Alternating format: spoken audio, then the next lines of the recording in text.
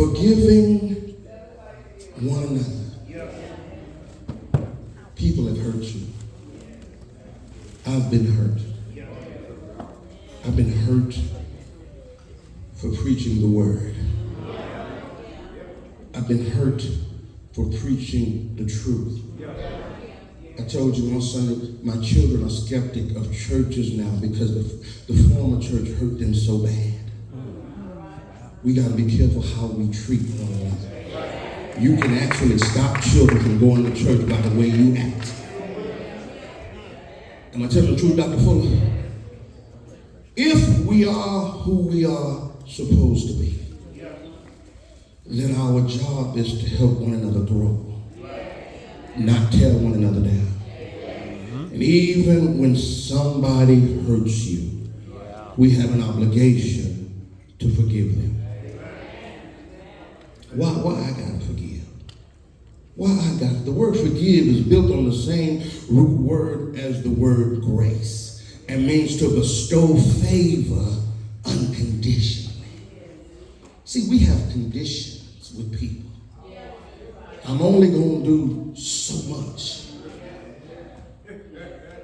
But can you imagine if God decided to just do so much and not go any further? This is, I know, but Pastor, that's the way it feels. That's the way it feels because we're caught up in our own self-depression. You can't see what God is really doing for you. It's like losing weight. If you ever tried to lose weight and you're losing weight, it's amazing how other people will see it before you do. People say, "Oh, child, you done lost some weight." Like, "No, I don't know where, because I feel." It's not based on how you feel. Forgiving one another is not based on how you feel. Can you forgive someone who has hurt you?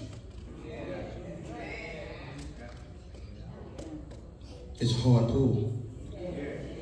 When they've hurt your heart, when they have ripped your family apart, when they have caused confusion in a peaceful place, can you still forgive them? We have to, but do we? See, because we have a choice to make in our lives. We can, and some of us have been carrying around unforgiveness for a long time. And the more you carry it, the harder it gets. It's rock hard now, and you find yourself, can I be real for a minute? You find yourself so evil and hateful because you haven't forgiven anybody. You're at the point now where you don't trust nobody. Let it go. Let it go. In order to be the church, this is what the Holy Spirit has told me. In order for Mount Moriah to be the church it's called to be, we have to let go of our past.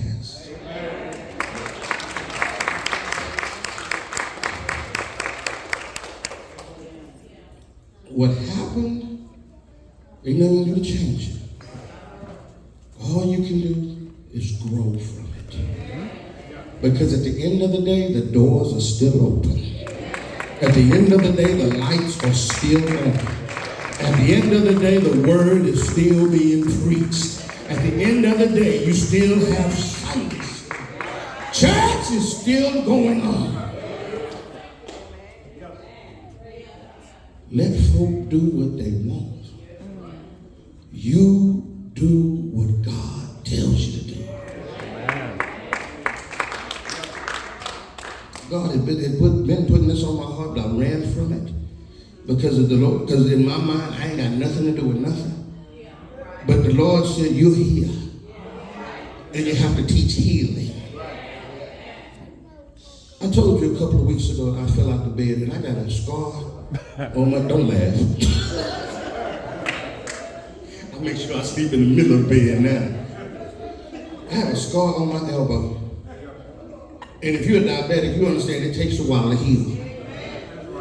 But I was rubbing the other side of the scar.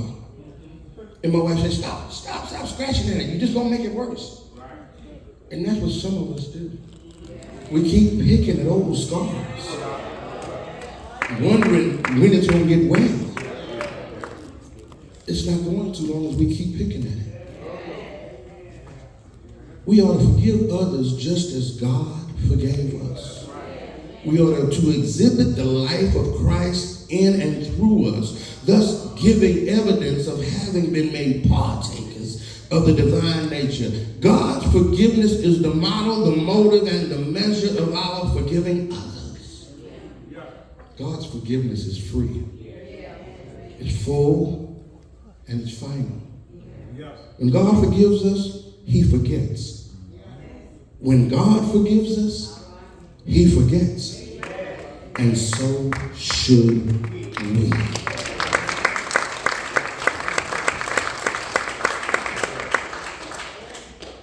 God has called me to something, and I'm unsure.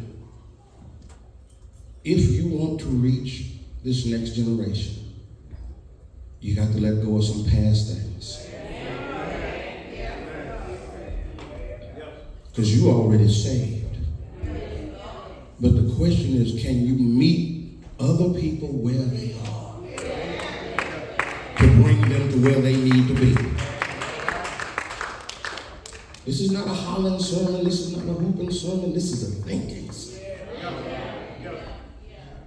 We all should be figuring out in our mind, first of all, how do I let these things go? I got to give it to God. I have to give it to God. And practice makes perfect. If you keep practicing on loving one another, after a while, you don't really love one another.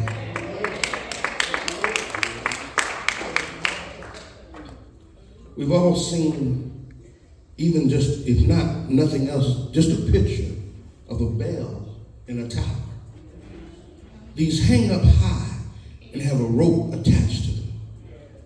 To ring the bell, the rope must be pulled down a few times. There's a constant pulling and constant ringing of the bell. Now, after the pulling is over and the person pulling the rope lets go, the bell will keep swinging for a little while. The bell does not stop swinging not just because the rope is not being pulled anymore. It will swing for a while before it slows down and eventually stops. Forgiveness, brothers and sisters, is the act of letting go of the bell rope. It means that you choose to no longer hold the rope. A lack of forgiveness is when you constantly pull the rope. Each ring of the bell reminds us of each wrong inflicted on us by another.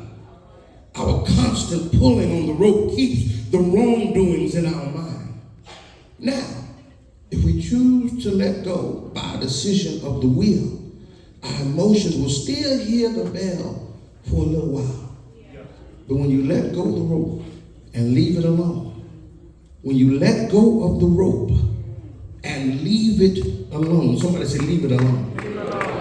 After a while, the bell will slow down and stop.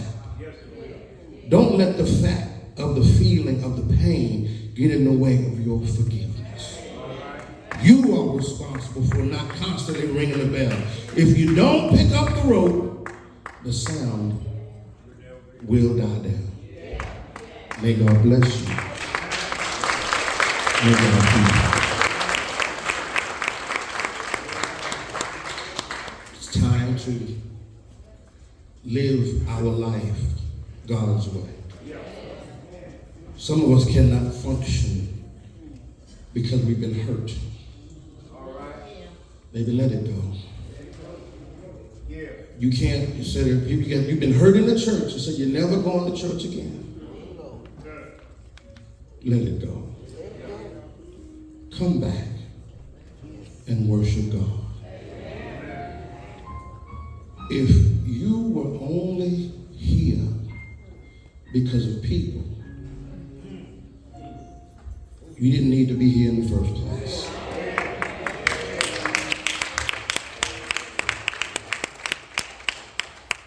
But if you were here because God has called you. Live the way he wants you to live.